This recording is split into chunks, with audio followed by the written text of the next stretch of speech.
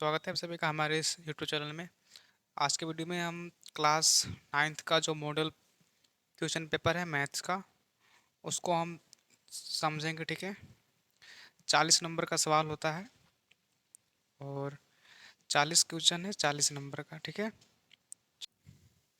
ठीक है।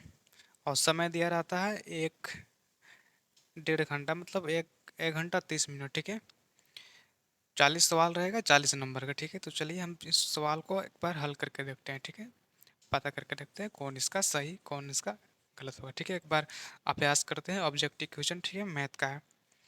तो इसका पहला सवाल है यहाँ पर, निम्नलिखित में से कौन एक अपरिमेय संख्या है। ठीक है, निम्नलिखित में से कौन एक अपरिमेय संख्या है।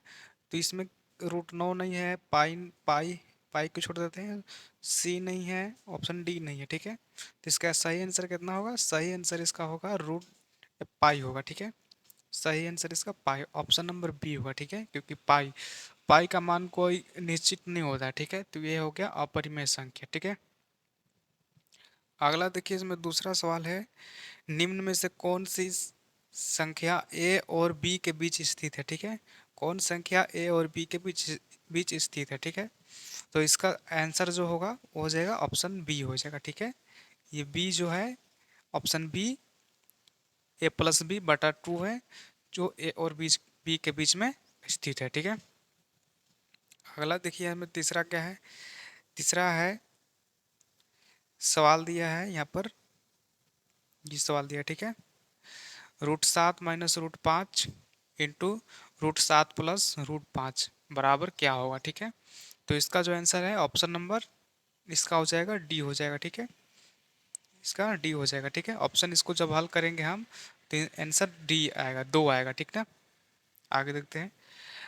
आगे क्या है, चौथा सवाल है, 125 और इसका पावर जो है 2/3। ठीक है, ये किसके बराबर है? ऑप्शन में दिया है, ए में दिया है 5, बी में 15, सी में 25, डी में 125। तो इसका जो है सही आंसर है ऑप्शन नंबर सी है, 25। इसको जब हल करेंगे तो आंसर आएगा 25। ठीक है, हम अभी डायरेक्ट शॉर्ट में बता रहे हैं। ठीक है, आगे इसका सवाल देखते हैं, पांचवा। पांचवा है, इनमें से कौन एक बहुपद नहीं है। ठीक है, इनमें से बताना है कौन एक बहुपद नहीं है। तो पांचवा का इसका हो जाएगा सी नंबर। ठीक है, सी एक बहुपद नहीं है, ऑप्शन नंबर सी, क्योंकि इसमें जो दिया है 5/y, जो 5/y है, जो यहाँ पर y दिया है, y एक चर है, और जो चर है वो बटा में है। ठीक है, तो किसी भी चर बटा में नहीं होता। ठीक है, बहुपद में कोई भी चर बटा में नहीं होता है, तो ये एक बहुपद नहीं है। ठीक है, ऑप्शन नंबर सी। ठीक है, आगे देखते हैं छठा सवाल। छठा है, बहुपद 5x+3 का शून्यक है। ठीक है, 5x+3 का शून्यक है। शून्यक इसमें कौन है? ऑप्शन नंबर, इसमें ऑप्शन नंबर बी है। ठीक है, -3/5, -3/5 जो है वो 5x+3 का शून्यक है। ठीक है, जब इसको हल करेंगे तो 5/-3/5 आएगा। ठीक है, अगला इसका सातवां सवाल देखते हैं। सातवां सवाल है, यदि पी ऑफ एक्स बराबर x³ plus x² plus x+1 हो तो पी ऑफ माइनस एक्स का मान होगा। ठीक है, अगर x की जगह पर माइनस माइनस यहाँ पर 1 रख देंगे तो इसका आंसर कितना आएगा? सातवां सवाल है, इसका आंसर कितना आएगा? इसका आंसर आ जाएगा 0 आएगा। ठीक है, ये समीकरण में इसका x का मान 1 रखेंगे तो इसका आंसर आ जाएगा 0। ठीक है, आठवां सवाल देखते हैं। आठवां सवाल है, बहुपद x² प्लस 5x प्लस 6 का गुणनखंड है, इसका गुणनखंड कितना है? तो इसका आंसर जो है सी नंबर। ठीक है, इसको जब हल करेंगे हम तो ऑप्शन सी आएगा। ठीक है, एक गुणनखंड है। ठीक है, आगे देखते हैं। अब नवा सवाल को देखते हैं। नवा सवाल है, y अक्ष पर निश्चित किसी बिंदु का निर्देशांक निम्न में से किस रूप का होता है। ठीक है, y अक्ष पर स्थित है, तो y अक्ष पर जो चीज स्थित है वो क्या होता है? 0, y होता है। ठीक है, तो 0, y होगा, ऑप्शन नंबर इसका बी हो जाएगा। ठीक है, आगे देखते हैं 10वां सवाल इसका। 10वां सवाल है, बिंदु 3, 7 की कोटि है। 3, 7 की कोटि कितना है? बिंदु 3, 7, 3 जो है एक्स होता है और जो 7 है वो वाई होता है। इसका कोटि कितना हो जाएगा? इसका कोटि हो जाएगा ऑप्शन नंबर सी, 7 हो जाएगा। ठीक है, आगे हम देखते हैं 11वां सवाल। 11 का है रैखिक समीकरण 3x - 2y बराबर 5 की तुलना ax plus b y plus c बराबर 0 से करेंगे करने पर, ठीक है, ए बी एवं सी के मान क्या होंगे, ठीक है। तो इसका जो सही आंसर है 11 नंबर का सही आंसर है ऑप्शन नंबर सी हो जाएगा, ठीक है। इसको जब हल करेंगे हम तो ऑप्शन सी बोला आएगा, ए बराबर 3 आएगा, बी बराबर -2 और सी बराबर -5 आएगा, ठीक है। अब आगे देखते हैं 12 सवाल है, यदि x बराबर 2 और y बराबर 3 समीकरण 2x प्लस 3y बराबर k का हल है हल है, ठीक है, तो k का मान क्या होगा, ठीक है। अगर इसको हल करेंगे तो k का मान कितना होगा, ठीक है। x बराबर 2 रखना है, y बराबर 3 रखना है, तो इसका जो k का मान निकलेगा वो कितना हो जाएगा, ठीक है। तो 12 का इसका सवाल ऑप्शन नंबर बी है, 13 आएगा ऑप्शन, ठीक है। आगे 13 सवाल देखते हैं, रैखिक समीकरण 3x - 2y बराबर 0 का एक हल है, तो इसका जो आंसर हो जाएगा 13 का ऑप्शन नंबर सी, ठीक है। 13 का हो जाएगा ऑप्शन नंबर सी इसका सही आंसर। इसको जब हल करेंगे तो इसका आंसर यही निकलेगा, x बराबर 2 y बराबर 3, ठीक है। आप आगे से देखते हैं 14वां सवाल। 14 सवाल, वो कथन जिसे सिद्ध किया जा सकता है क्या कहलाता है। वो कथन जिसे हम सिद्ध कर सकते हैं वो उसे क्या कहते हैं। ऑप्शन ए में है परिभाषा, बी में है अभिगृहित, सी में है प्रमेय और डी में है अभिधारणा। तो इसका जो सही आंसर हो जाएगा 14 का सी, परिमेय। जिसे सिद्ध कर सकते हैं उसे परिमेय कहेंगे, ठीक है। अगला 15 नंबर सवाल, दो भिन्न बिंदुओं से होकर कितनी रेखाएं जा सकती है, ठीक है। दो भिन्न बिंदुओं से होकर कितनी रेखाएं जा सकती है। एक, ऑप्शन बी में 2, सी में अनंत, डी में 0। तो इसका सही आंसर है ऑप्शन ए, दो बिंदु से केवल एक ही रेखा खींच सकते हैं, ठीक है। आगे इसमें 16 नंबर सवाल देखते हैं। 16 नंबर में 80 डिग्री का पूरक कोण का मान क्या होगा, ठीक है। 80 डिग्री का पूरक कोण कितना होगा। तो इसका सही आंसर है ऑप्शन नंबर ए हो जाएगा, ठीक है। क्योंकि पूरा कोण 90 डिग्री का होता है, तो 80 में और कितना चाहिए कि 90 डिग्री होगा, ठीक है। तो 10, तो इसका हो गया ऑप्शन नंबर ए 16 का। अब आगे देखते हैं 17 सवाल, नीचे दी गई आकृति में रेखाएं एक्स वाई और एम एन बिंदु ओ पर प्रतिच्छेद करती है, यदि कोण पी ओ वाई बराबर 90 डिग्री और ए अनुपात बी बराबर 2:3 है तो सी का मान होगा, ठीक है। सी का मान पूछा है कि सी का मान कितना होगा। आकृति नीचे यहाँ पर दिया गया है, यहाँ कौन सी का मान कितना होगा, ठीक है।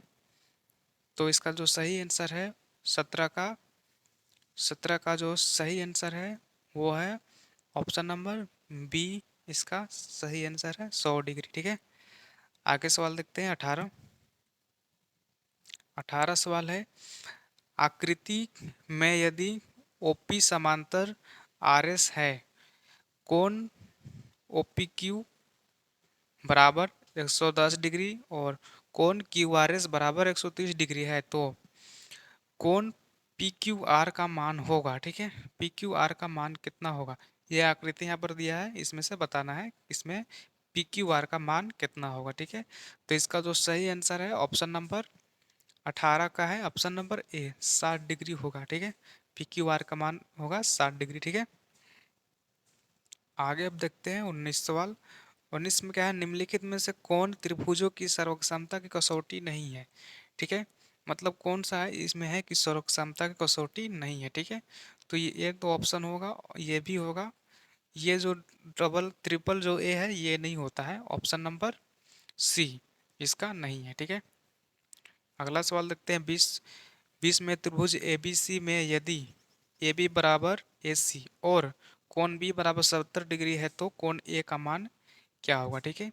कोण ए का मान क्या होगा, तो इसका ऑप्शन नंबर हो जाएगा ए 40 डिग्री, ठीक है। Option number A 40 degree.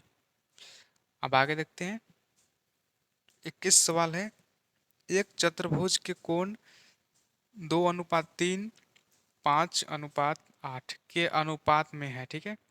इस चतुर्भुज के सबसे बड़े कोण का मान क्या होगा, ठीक है।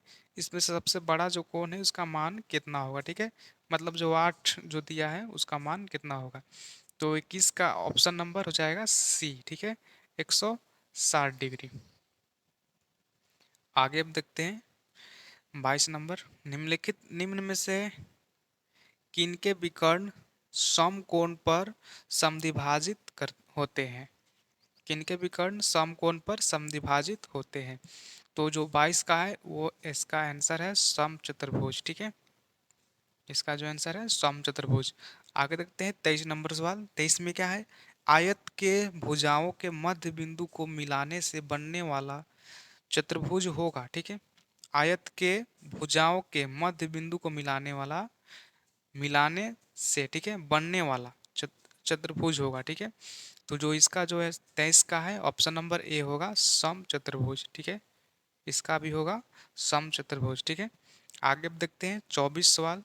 24 वाला, आकृति में ए बी सी डी एक समांतर चतुर्भुज है जिसमें बी सी बराबर 12 सेंटीमीटर तथा ए ई बराबर 6 सेंटीमीटर हो, तो समांतर चतुर्भुज का क्षेत्रफल है, ठीक है। इसका क्षेत्रफल कितना है। तो 24 का जो ऑप्शन हो जाएगा इसका हो जाएगा सी, हो जाएगा 72 वर्ग सेंटीमीटर, ठीक है। आगे हम देखते हैं अगला 25 नंबर सवाल है। इसमें एक समांतर चतुर्भुज और एक त्रिभुज एक ही आधार तथा समांतर रेखाओं के बीच स्थित है। यदि त्रिभुज का क्षेत्रफल यदि त्रिभुज का क्षेत्रफल 12 वर्ग सेंटीमीटर हो तो समांतर चतुर्भुज का क्षेत्रफल कितना होगा, ठीक है। 25 का इसका जो ऑप्शन नंबर सी हो जाएगा, ठीक है। इसका हो जाएगा 24 वर्ग सेंटीमीटर, ठीक है। अब आगे देखते हैं इसमें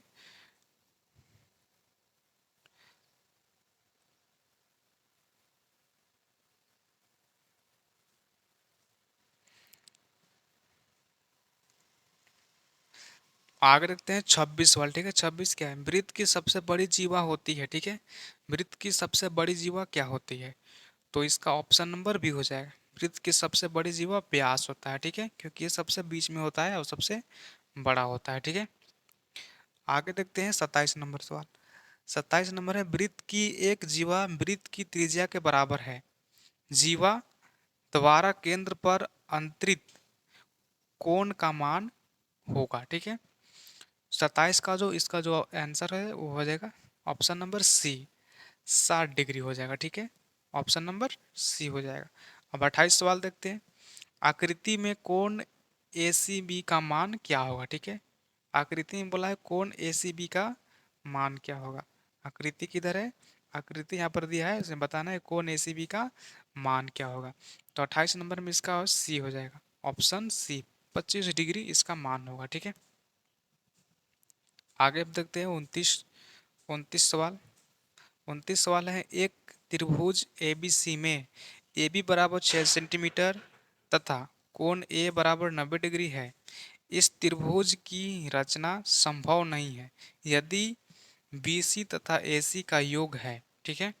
बी सी तथा ए सी का योग है, ठीक है। तो इसको ऑप्शन नंबर कितना हो जाएगा 29 का हो जाएगा ऑप्शन नंबर सी, 6 सेंटीमीटर, ठीक है। आगे देखते हैं 30 नंबर सवाल। 30वां सवाल है, उस त्रिभुज का क्षेत्रफल क्या होगा जिसकी भुजाएं 5 सेंटीमीटर, 12 सेंटीमीटर तथा 13 सेंटीमीटर है, ठीक है। तो इसका जो सही आंसर है 30 का हो जाएगा ऑप्शन ए, 30 वर्ग सेंटीमीटर, ठीक है। अगला सवाल देखते हैं 31। 31 सवाल है, उस समबाहु त्रिभुज का क्षेत्रफल क्या होगा जिसकी प्रत्येक भुजा दो 2√2 सेंटीमीटर है, ठीक है। 2√2 सेंटीमीटर है, ठीक है। तो इसका जो 31 का जो है ऑप्शन नंबर सी हो जाएगा, 2√3 वर्ग सेंटीमीटर, ठीक है। आगे देखते हैं 32 नंबर सवाल। 32 में है, एक शंकु के आधार का व्यास 10.5 सेंटीमीटर है और इसकी तिर्यक ऊंचाई 10 सेंटीमीटर है। शंकु का वक्र पृष्ठीय क्षेत्रफल है, ठीक है। शंकु का वक्र पृष्ठीय क्षेत्रफल कितना होगा। तो 32 का जो आंसर है ऑप्शन नंबर सी है, 165 वर्ग सेंटीमीटर, ठीक है। आगे देखते हैं 33 सवाल। यदि एक बेलन की त्रिज्या 4 सेंटीमीटर है और ऊंचाई 10 सेंटीमीटर है तो बेलन का कुल पृष्ठीय क्षेत्रफल कितना होगा। ठीक है, तो 33 का जो ऑप्शन नंबर इसका हो जाएगा बी हो जाएगा। ठीक है, 352 सेंटीमीटर। ठीक है, आगे देखते हैं 34 नंबर सवाल।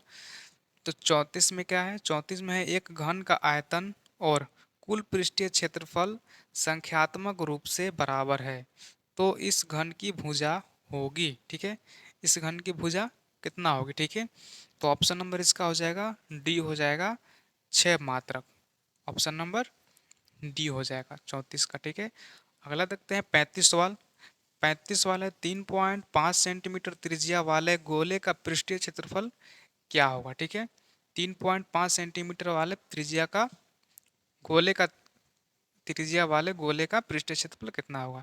तो इसका जो ऑप्शन नंबर है बी है 154 वर्ग सेंटीमीटर। ठीक है, अगला 36 नंबर सवाल देखते हैं।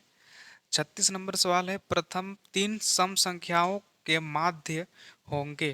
प्रथम तीन सम संख्याओं के माध्य होंगे। तो 36 का जो ऑप्शन हो जाएगा सी 4 हो जाएगा। ऑप्शन सी।